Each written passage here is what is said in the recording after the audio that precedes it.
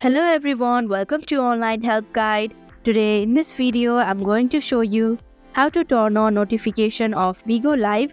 So without any further ado, let's get started.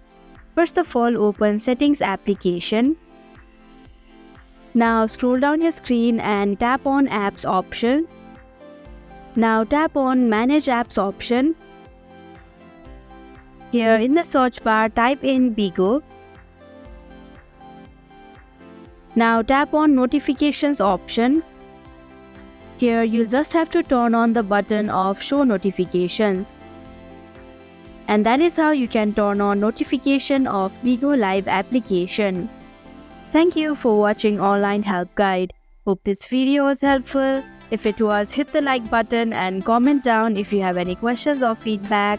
Also, if you are new to our channel, subscribe and hit the bell icon so that you don't miss our upcoming videos.